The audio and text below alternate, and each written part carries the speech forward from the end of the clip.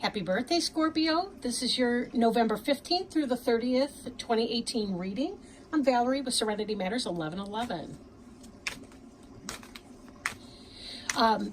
You do hear a river possibly in the background. That's just for flow, for continuity, for peace. This is a general reading. And it may not resonate for everybody, so take it as it resonates. No pressure. Too many, I have to put those back, so I'm shuffling the cards and asking what might be some clarification, advice, guidance, wisdom for the sign of Scorpio for November 15th through the 30th, 2018.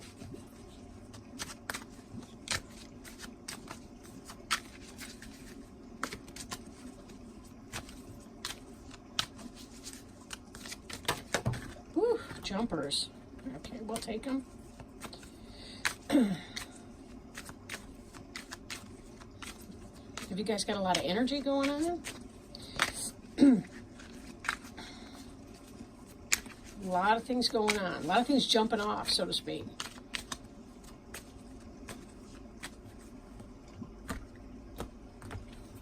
Okay. Now.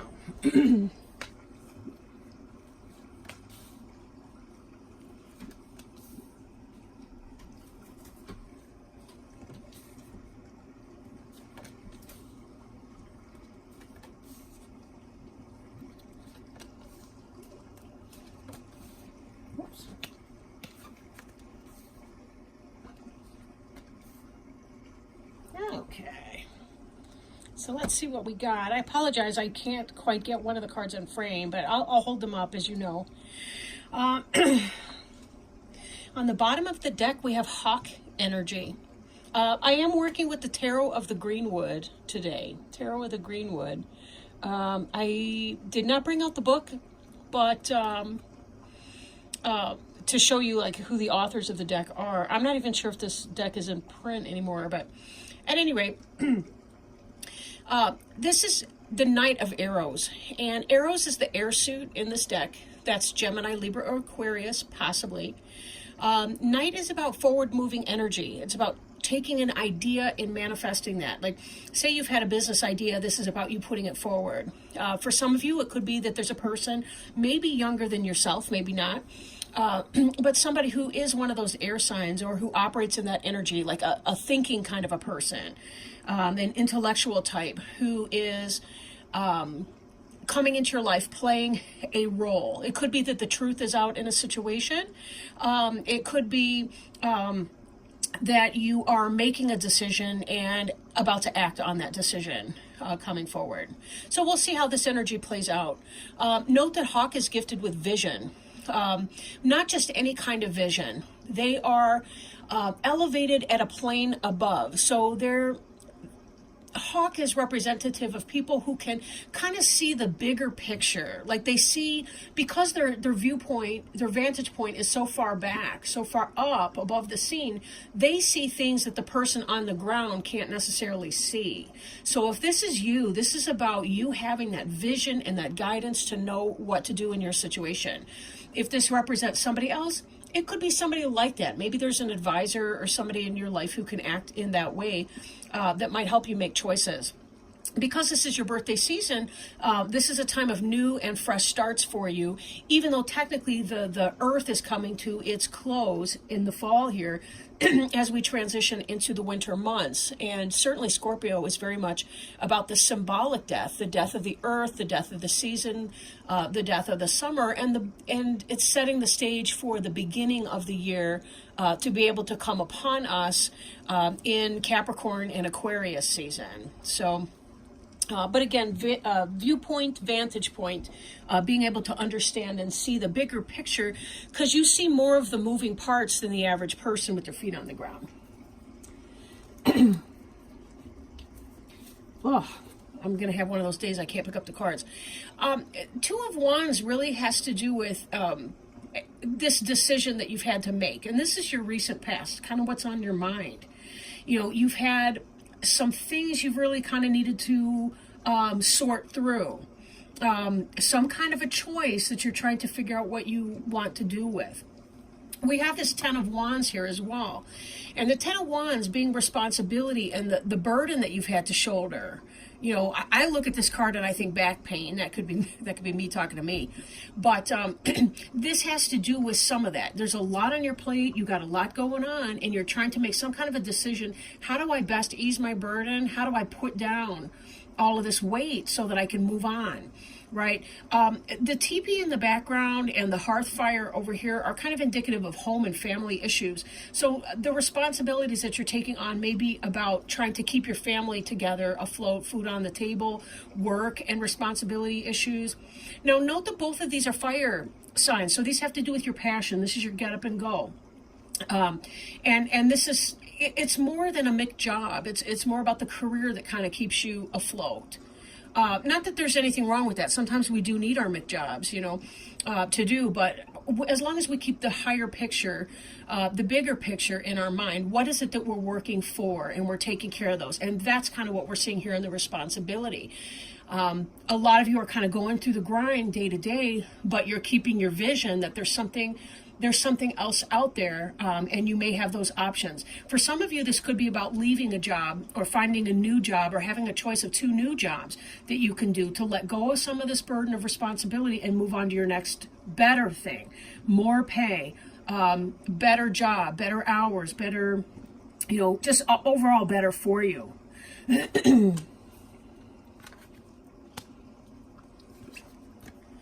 This has come from a place too, and this will play a role in your choice that you're going to be making.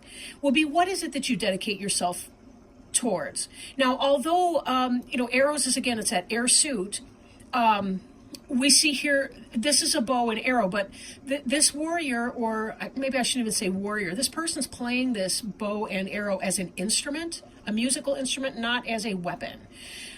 So this speaks more to the poetry of our soul than, again, the day-to-day grind that we may be having to go through. There's something that's inspiring you. And that's part of what's playing into this decision. As you're moving forward in your day-to-day grind, when you're making your choice, what you're going to want to do is look at what's the thing that uplifts your soul the most and makes you feel the happiest. Like when you reflect on those jobs and imagine yourself going to that location every day, or imagine yourself, for some of you, wands being passion could be relationships, say. When you're thinking about your choice, what makes your heart feel lighter? What makes your responsibility feel lessened? You know, sometimes relationships, for example, they can add or subtract from our life. You know, if you're coming home from a busy job with a complaining boss and all the rest, and you've got a lot of family life, kids, all the rest, and you're coming home to a complainer, obviously that's not going to be your best choice when you're trying to weigh out your decision. You want somebody that's going to help carry this, help shoulder this responsibility. If this is a job, again, it's going to be about, you know, what's going to get you ahead the best, but it's not always necessarily a material decision that you're making in that. There might be a job for slightly less pay, but the environment felt more peaceful to you, and there's really no price tag you can hang on that, especially if the salary is kind of comparable, or the hourly wage, whatever, is kind of comparable to one another. But this is about you choosing which of these makes the best sense for you so that you can ease up on this burden, and really stepping back and taking a good look at what that means is going to help you with your decision. We also see in here this center card here, which is the rest card, and this is all about meditation. You know, you look at the arrows in the ground, and that has to do with, it's kind of symbolic of the 4 posts of the bed. We've got this butterfly here. This is about transformation. You know, when you think about how a butterfly comes about, and it's been so long since I had whatever science class in elementary school where they learned about this crap, like a pupa or whatever it was. You know, we got this worm, essentially. It has to create a cocoon.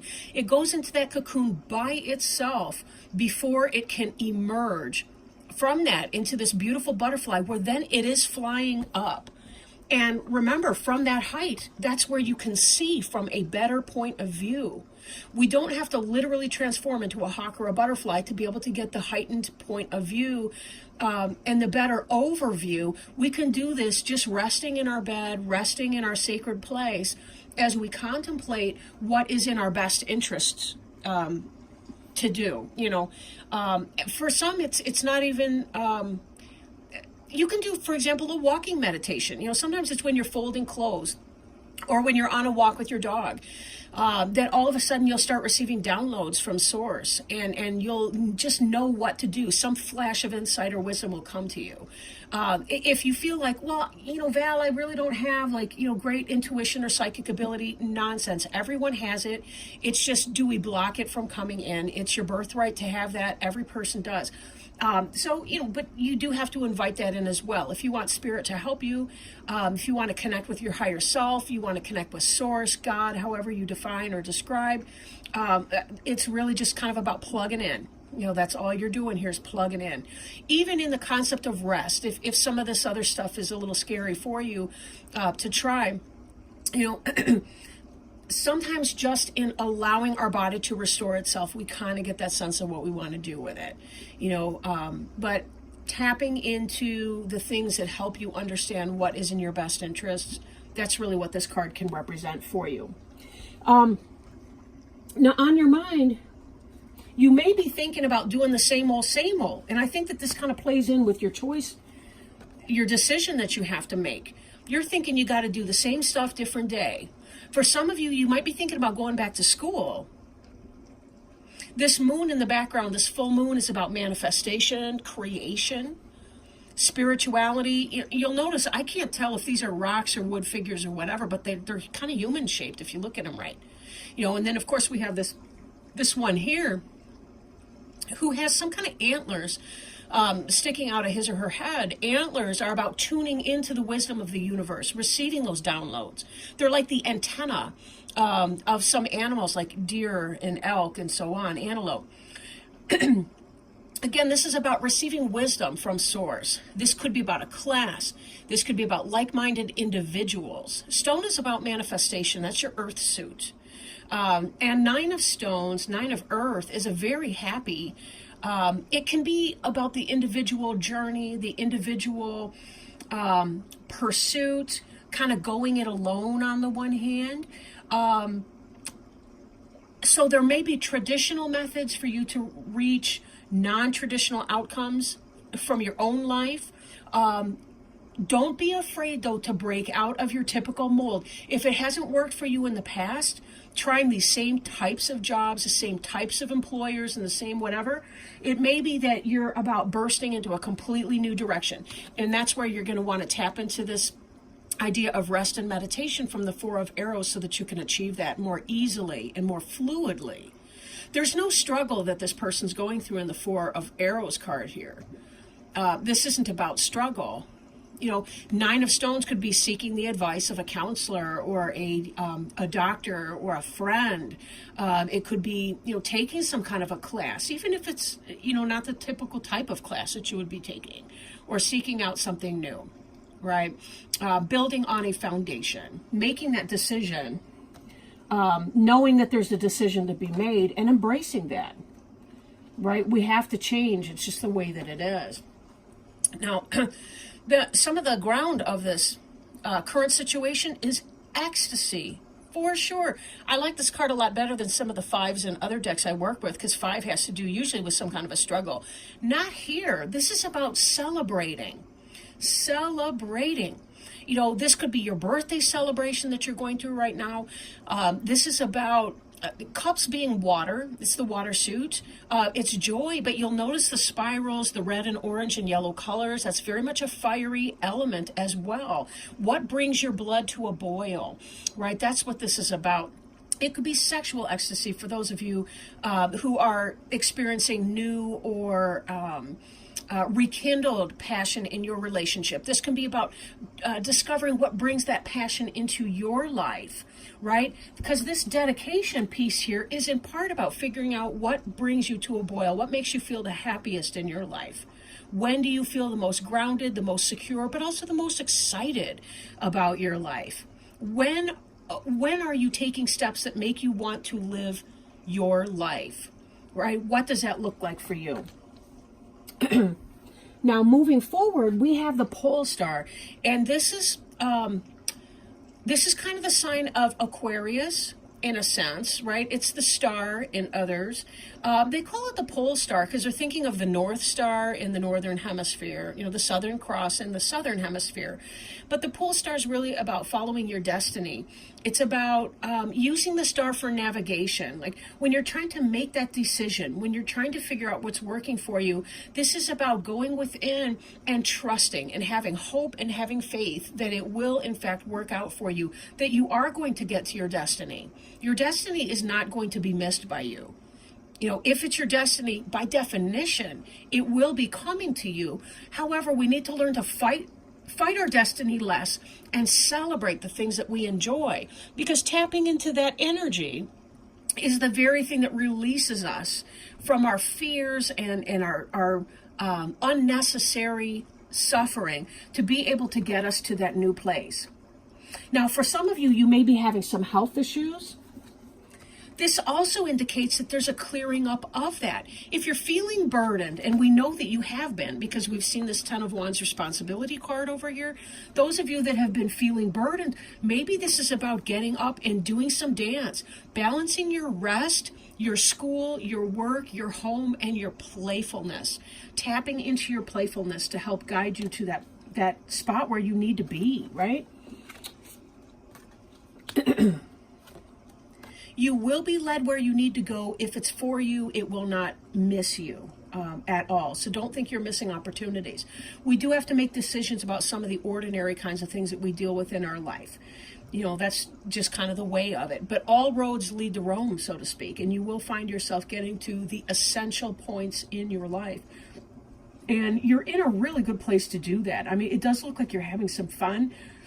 You've got some passions going on in spite of whatever responsibilities you might be, hiccups, you might be feeling. We also see with this new energy that's coming in for you, if it's not here already, the Queen of Wands is Aries, Leo, or Sagittarius person. Doesn't necessarily have to be a female, but could be yourself living within this newfound passion of yours, right? This could be that somebody excites passion within you. If this is speaking to a relationship, if it's speaking to a professional life, again, it could be that you have somebody who is a coworker, a friend, a boss, somebody like that's really helping you, and is kind of on your team. Very positive here. Know that you will be drawn towards your passions, that you will be brought into that. I do feel like for a lot of you, this could be because there's somebody that's coming in for you, who makes you feel passionate, who makes you feel really good, that helps you set down your burdens of responsibility and get to what makes you feel happy and fun. The last card here that we have is the Page of Cups, which is the Kingfisher. The Kingfisher has a whole history of romantic relationship. In fact, somebody who, I can't remember the exact details of the story, but someone was turned into a kingfisher by their lover's father, who was angry about the relationship or something like that. I forget what. But anyhow, the kingfisher is a beautiful iridescent bird. You'll notice that he's brought this cup. They do dive deep down into the water to fish. And this cup has a big old fish in it. Now, the kingfisher's iridescent, like their feathers are kind of like a hummingbird feather, where they glow in the sunlight. They refract the sunlight, so that they're really these bright, bejeweled looking birds. They're absolutely beautiful. But Page of Cups is about the bringing in of a new love situation. And that looks like this ecstasy that's coming in. For some of you, this person here who's playing the bow and arrow as a musical instrument. I kind of feel like somebody's been wooing you, and it's really kind of been turning you on a lot. They've been playing you. I don't mean that in a negative way, but I mean they've really been kind of ramping you up. And this is about the beginning of a new love that's coming in. And it's going to have you feeling like this passionate person. Again, it doesn't have to be a female, but probably can be, or at least, makes you feel like a natural woman, so to speak. But, this progression from the Nine of Arrows through to the Page of Cups, what beautiful energy. What starts off as something that's passionate may have a very firm foundation in love. Now, a lot of birds will bring food for their mate, kind of a courtship feeding ritual and so on. So the offer of the fish in the cup that's tangible. I mean, it really exists. It's not just words and bullshit. It's real. They're actually offering to bring you something something that is wonderful. And this energy can help you get to a place where you feel well rested and can throw off some of these responsibilities so that you can follow your higher purpose. Remember, sometimes we need that loving. We need that sugar, because somebody comes in like that and they excite our passions and so on. That gives us the energy we need to be able to manifest the things that we need to make happen on the earth plane here.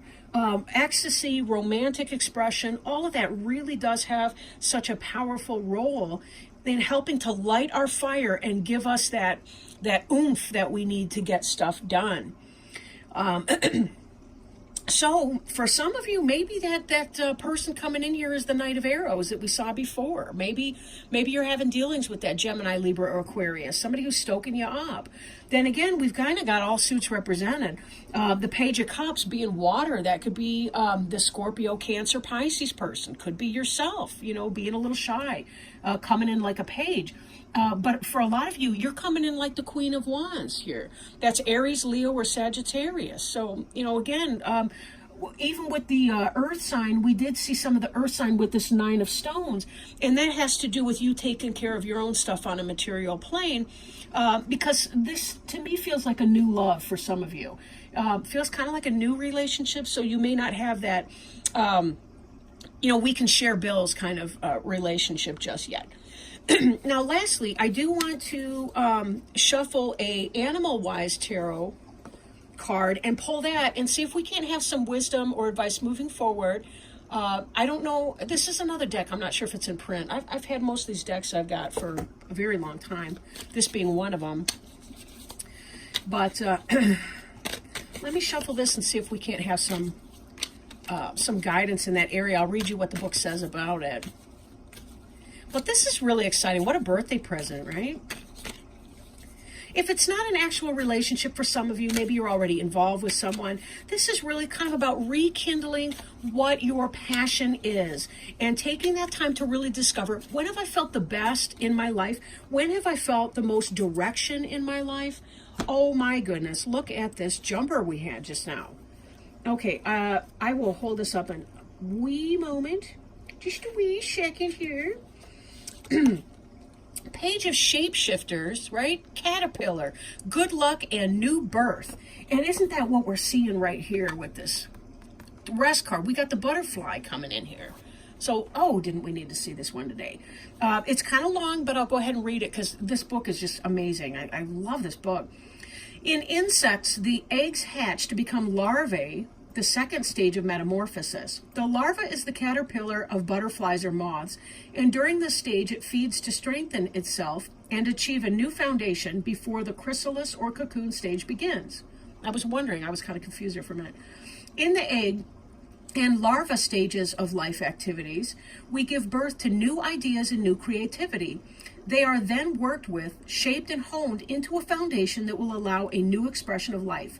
Caterpillar represents new birth and new foundations and are a symbol of good luck in the early stages of our new endeavors. And didn't we see that was a new endeavor with that Page of Cups? That's new energy coming in. Caterpillars use their feet to taste the plants first and make sure they are suitable. For this reason, caterpillars remind us to test the waters a little first before jumping in. Caterpillars are very fussy eaters, usually restricted to one food plant or one group of related plants. When caterpillar appears, it is best to focus only upon one idea or one group of associated ideas and projects for our greatest success at this time. Caterpillar usually signals a need for gentle and quiet approaches to our activities and endeavors.